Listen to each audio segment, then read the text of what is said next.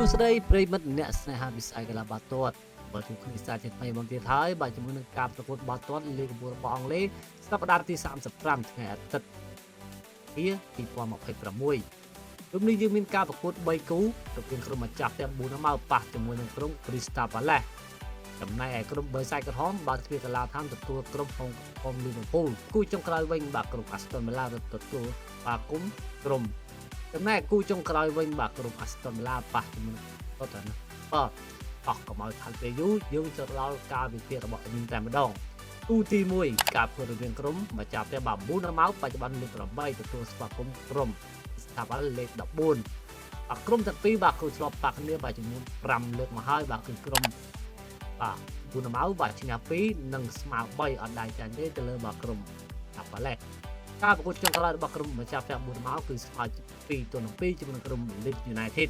ចំណែកឯក្រុម Crystal Palace បាទគឺចាញ់ទៅលើក្រុម Liverpool 3-1តាមការវិភាគរបស់ admin បាទគូទី1នេះadmin ណែនាំបងប្អូនយកទៅខាងក្រុមម្ចាស់ផ្ទះ4ហើយតែម្ដងទៅចូលមកដល់គូទី2វិញការប្រកួតរវាងក្រុមបិសាចក្រហមទៅប៉ះជាមួយក្រុមហុងក្រហម Liverpool ជាគូពិសេសប្រចាំសប្តាហ៍នេះតែម្ដងការប្រកួតដែលប៉ះគ្នាបាទ5ប្រកួតចុងក្រោយនេះបាទក្រុមទាំងពីរគឺ Manchester United បាទឈ្នះតែមួយលើកទេបាទស្មើ2ចំណែកហុងក្រហម Liverpool ឈ្នះ2លើកដែរការប្រកួតចុងក្រោយរបស់ក្រុមបិសាចក្រហមបាទគឺឈ្នះទៅលើ Brentford ក្នុងទឹកដី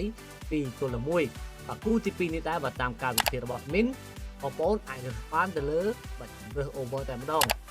គ្រប់ក្រុមទាំងពីរអាចនឹងមុខក្បាលលើសពី3គ្រាប់ចូលមកដល់គូទី3ចុងក្រោយវិញបាទក្រុម Aston Villa បាទប៉ះជាមួយក្រុម Tottenham Hotspur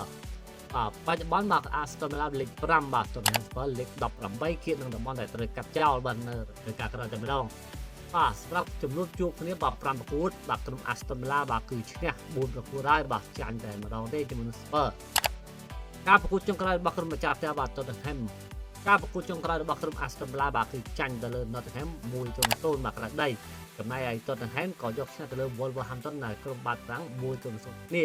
សម្រាប់គូទី3នេះវិញបាទតាមការវិភាគរបស់ admin បងប្អូនអាចរើសបានទៅលើ Tottenham Hotspur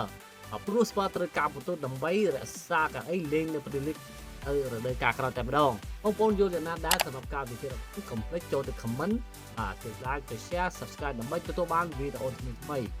នេះនៅវីដេអូក្រោយ